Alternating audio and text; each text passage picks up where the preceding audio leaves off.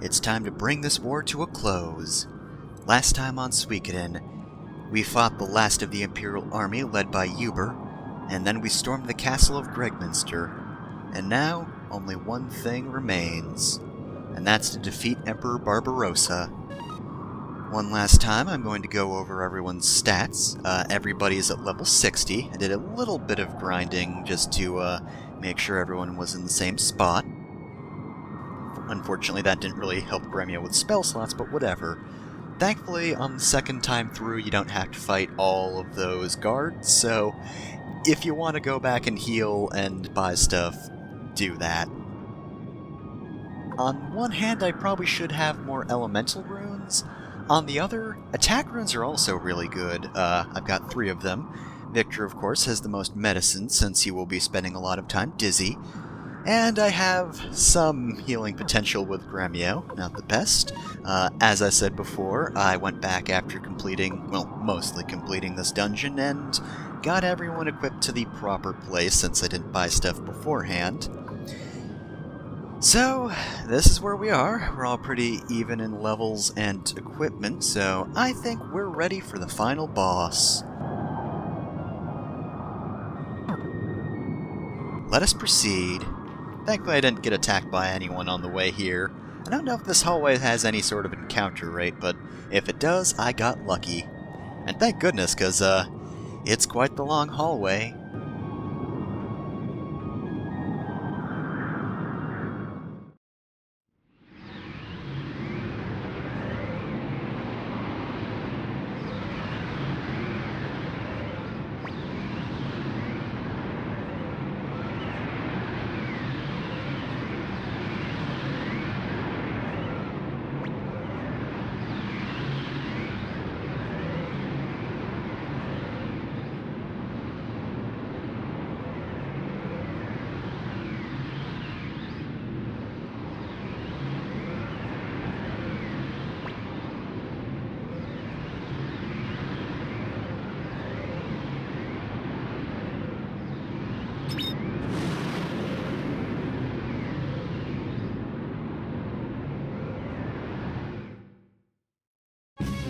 And so begins the final battle against Emperor Barbarossa, in which he turns into a gigantic fuck-off dragon. I don't think this was in Water Margin. I don't know. Maybe it was the translation, but I think I'd remember if a person transformed into a fucking JRPG final boss.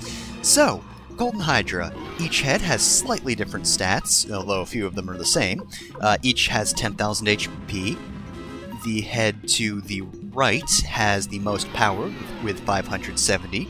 They all have 105 skill, 55 defense, 75 speed, and they have different magic. The head to our left is the strongest, with 470 magic. However, the head to our right, I feel, is the best one because it has 420 magic.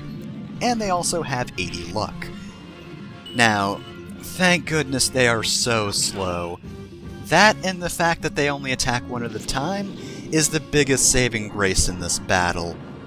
Just because I did manage to beat this on my first go, and I wouldn't say it was that close. I was definitely nervous, but provided they don't overdo it on their party attacks, you should be fine.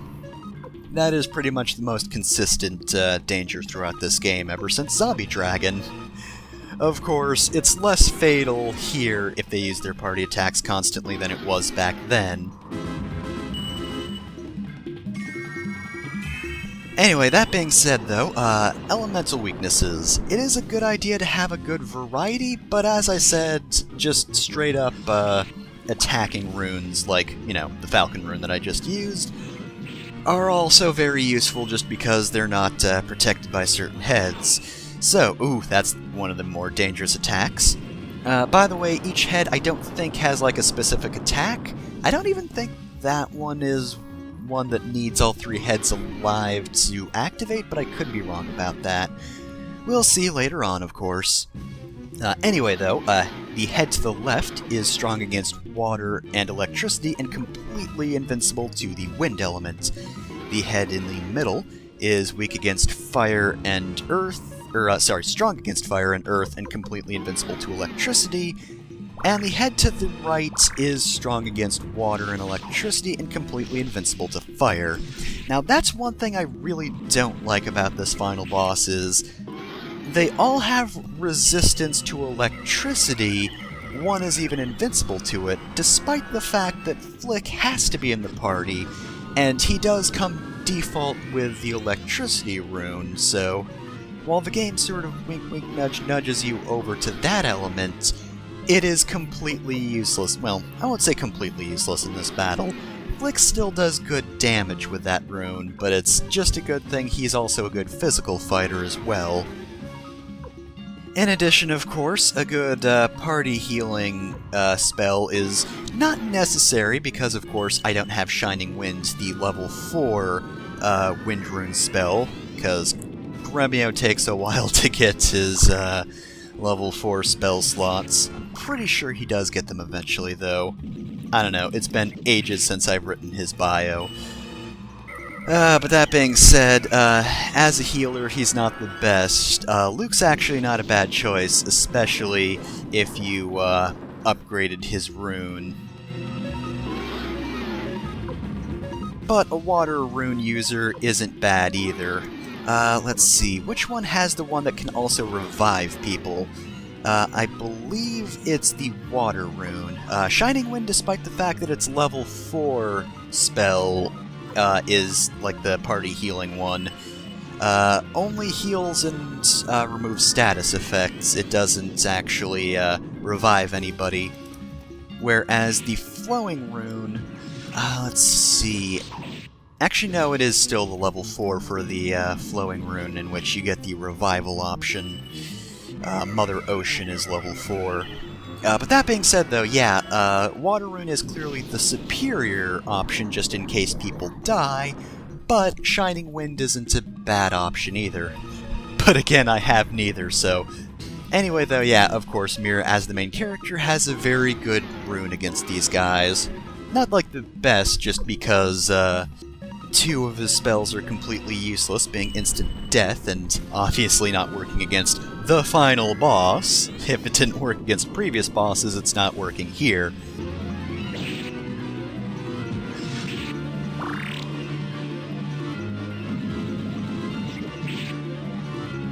I probably shouldn't have spammed Judgment on the left head, but I did want that one dead as soon as possible. And thank goodness. I don't know why these heads hate Ronnie so much, but that attack is basically nothing to me. It is really easy to negate that with a quick medicine, whereas everything else is a little harder to heal off when he attacks the entire party. Alright, so I will just say this, this is the only form of the final boss.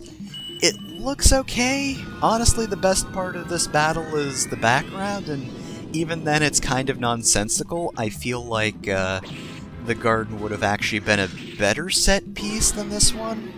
I mean, it looks pretty cool color-wise, and it's fancy and all that, but, like, I guess the garden would be, I don't know if I'd say necessarily emotionally better, but it certainly would be, I guess, more dramatic, more fitting, stuff like that. You know, we saw the garden before. It's the very final bits of the Empire that Barbarossa had left, and I don't know, I just think thematically it would be cooler than just this random, I guess, sigil or whatever. And the final boss itself is kinda ridiculous. It's extremely video gamey in that rather than fight a man, the man turns into a dragon for no reason, which, I don't know, again, feels kinda ridiculous. Because Barbarossa's supposed to be a bit of a tragic villain, and I don't know, I'd rather fight him as a human, just like a really tough human. I feel that'd be more interesting than, hey, it's a dragon now. It kinda comes out of nowhere as well. I mean, we've heard about Emperor Barbarossa's sword before, but like, we didn't hear that could transform him into a fucking dragon? And of course the fact that the final boss doesn't have its own unique theme is also a letdown, because this game's soundtrack is fantastic, but, you know, this is just the standard boss theme, which is one of the weaker themes first and foremost, but of course, at the same time, whenever a game ends on the standard boss theme, it's a bit disappointing. I mean, even Rocket Knight Adventures tried a little harder. It sped up the final boss theme, still just reused the normal boss theme though. But yeah, that's it. As I said before, it's not the hardest final boss. Certainly made me nervous, but thankfully I got a very controllable pattern.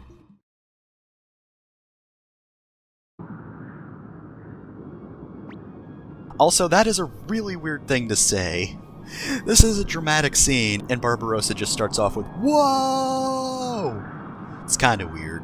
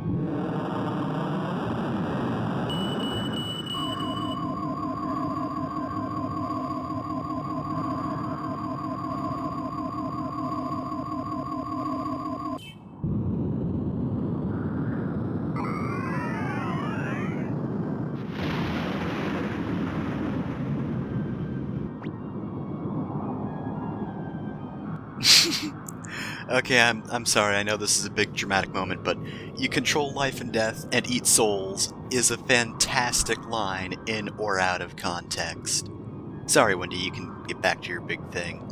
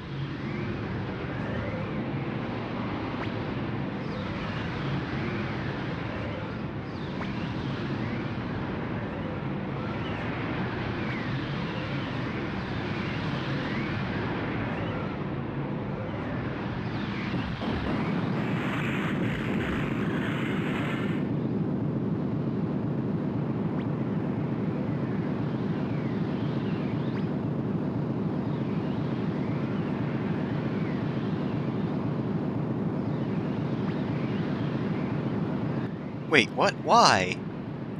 Hold on a sec. Why was that load bearing? You guys coming along?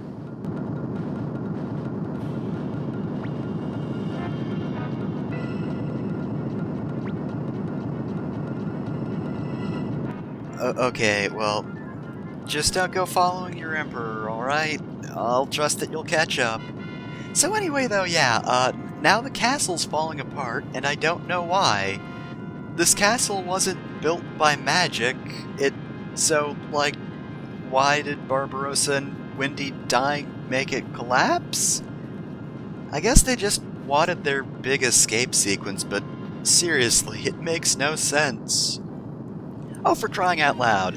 And speaking of things that make no sense, Windy kind of died. Shouldn't you be back in hell by now? I'm pretty sure that's how most demon contracts work. The person who summoned you dies, you go back to hell. Oh well, at least we have thunder gods, so we can just fucking destroy them. A goodbye. Still, though, we don't have time for you guys. We don't have time for experience either. We should just skip by that. Oh boy, we get money now that we don't need it. So yeah, it's kinda out of nowhere and doesn't really make much sense. And oh, for crying out loud! You guys are still here? God, they said the generals were loyal, but like, these rando soldiers aren't on a fucking payroll anymore. They're not on a payroll, their emperor is dead, the castle's collapsing, and they want to fight us! What the hell, my dudes?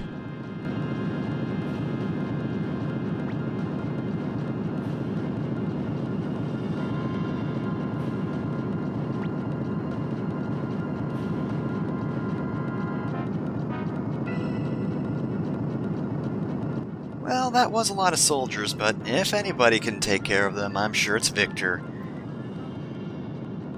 Of course, a 6-on-1 fight will be really slow, but whatever, not my problem.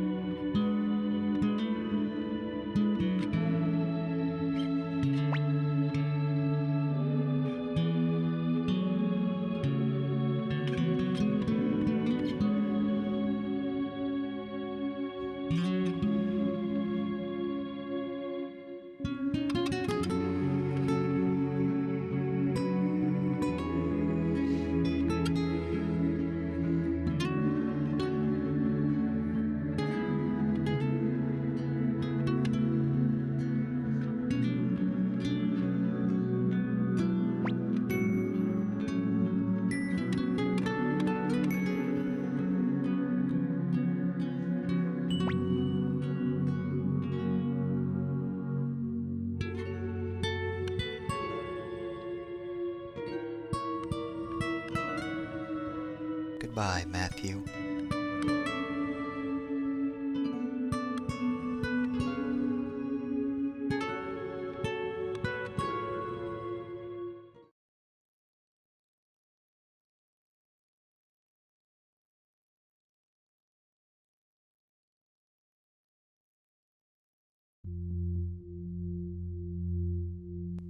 And yep, we're ending on that. So, if you need to read the endings, because they do go by very quickly, just pause. Trust me, they go by very, very fast. To be fair, we do have a lot of characters to cover. Also, apologies for the text boxes, but it's an emulator, so you know how it goes sometimes.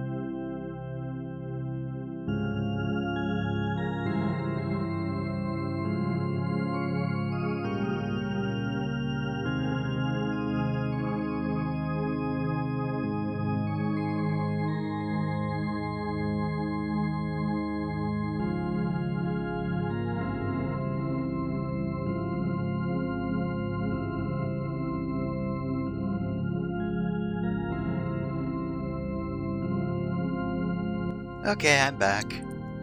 Thankfully, since this is my second time watching this through, I was able to bounce back a lot quicker from the ending. I was crying for a lot longer after seeing that again, but anyway, yes, that's the end of Suikoden. After a long war, we finally defeated the Empire.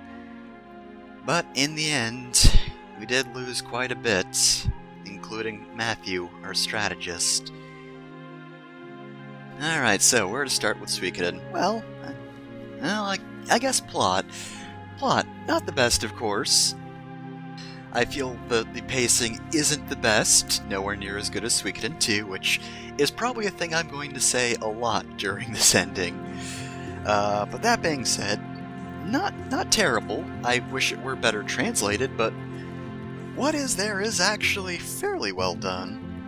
I feel like the latter half of the game is actually better in terms of just like themes and just general ideas and whatnot, whereas the beginning was a bit better paced. The second half goes by very quickly, but I think I enjoy it more overall, just because, like, there are only two characters who are brainwashed by the Black Room in the game, and they're both at the beginning. They're some of the earliest sections we did, the earliest arcs, rather. I don't know, as I said, like, it was necessary to make those two characters actually likable in any capacity, because if Kwanda and Milik had done horrible things of their own free will, they would have just been terrible and you never would have wanted them to join. But at the same time, it feels like the designers kind of just wanted things that were just, like, unambiguously evil at the start, because the beginning of the game, you know, first major arc, well, I wouldn't say the first one, but, you know, once the Liberation Army is actually a little more set up, the first thing they have to deal with is elf genocide. And then after that, there's the death of a loved one, and then after that, I feel like it's a little more, well-rounded overall. I feel like the plot's pretty solid, but yeah, that's all early game stuff, whereas some of the sympathetic stuff is, more in the latter half. Again, Suikoden 2 does it better. The main villain, at least, I won't spoil too much about Luca Blight, but if you've seen Suikoden 2, he's kind of unambiguously evil, but, like, I feel like he's a bit better done. Plus, there are actually sympathetic villains in Suikoden 2, so there is still a divide between people who are actually awful and people who are only bad due to circumstance. But they don't need to excuse it by saying, oh yeah, a witch made them bad. Though that being said, I do actually kind of appreciate the Barbarossa plot. They didn't really bring up Barbarossa that much, but, like, The beginning of the game, implies it's like that usual plot thread of, oh, this character is in love with this other character because they remind them of their dead lover. Which is always weird, especially when it's in a sympathetic light. Like, I can only think of one game off the top of my head that does that, but it's really weird. Hey, you look like my dead wife, you want a date? But they actually subvert that purposefully. And of course, there's also the fact that, you might think that Barbarossa's being brainwashed since he's so close to Wendy and she had that whole Black Rune thing early on, but surprise, surprise, no, he did it of his own free will. And in a way, it is tragic. He's still a tragic character. But that doesn't mean what he was doing was right, because he allowed his empire to become corrupt, and he hurt a lot of people just because he really wanted to save one person who was beyond help. Which, again, we might have been able to see more of Barbarossa and Wendy throughout the game. I would have appreciated that, but at the same time, there's not that much more you could have really gotten into, because Wendy does seem pretty awful throughout the entire game, and it's not until later you learn that she's evil out of vengeance, not just because she's a wizard filled with nothing but hates. Well, I mean, she is, but for vengeful reasons. Anyway, though, yeah, I think that part's actually really well done, because it makes sense why people would still be loyal to Barbarossa. He technically didn't change. Well, he kind of changed. He's the same person, but he lost focus of what he should have done as a leader, and instead, again, focused on one single person. Anyway, though, yeah, Suikoden 2's plot is a lot better. I do appreciate parts of this, but nonetheless, Suikoden 2 is mostly better, except it's still translated by a Konami team, so even if it's better, it's still gonna have a lot of flaws. Anyway, though, other than that, very solid soundtrack, decent art. Said it at the beginning, but some of the art in this game can end up looking a little RPG Maker-esque, but it's not a horrible looking game, and as I've brought up frequently throughout the game, I do like what they do with some of the dungeons. It's just the dungeons in this game aren't really that much better than like a standard RPG. I like some of them aesthetically, but that being said, they are very straightforward, and while it certainly makes things easier for me to do, recording this and being able to make it through a dungeon quickly, at the same time, at the end of the day, it's fairly uninteresting. That being said, Suikoden 1 is excellent groundwork. Admittedly, after playing this game, I do really want to play Suikoden 2 immediately. Thankfully, one of the streamers I watch, Wandering Newbie, is actually playing through Suikoden 2 every Friday at the moment, and while I haven't been able to catch that much of it, I can at least stave off my desire to play Suikoden 2 a little bit.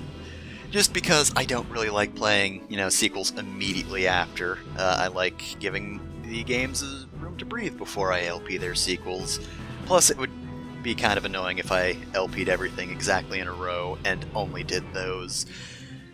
But even though Suikoden 2 is definitely the better game, I think Suikoden 1 holds up really well.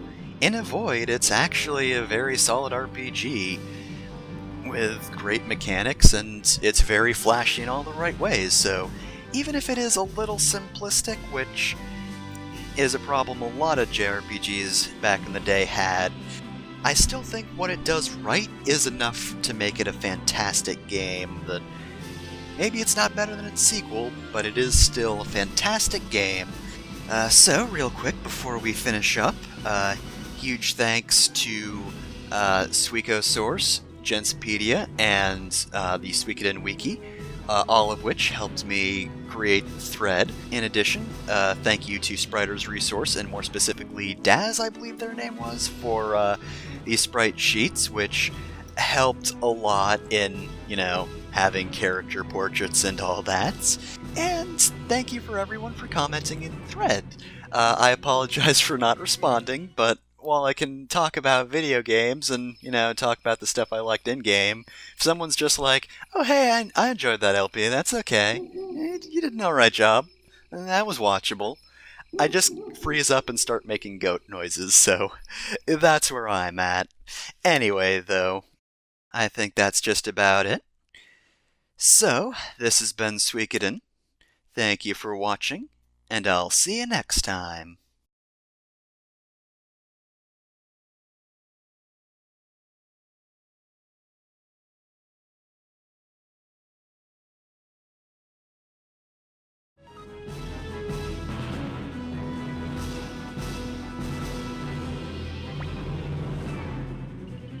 You never see it coming.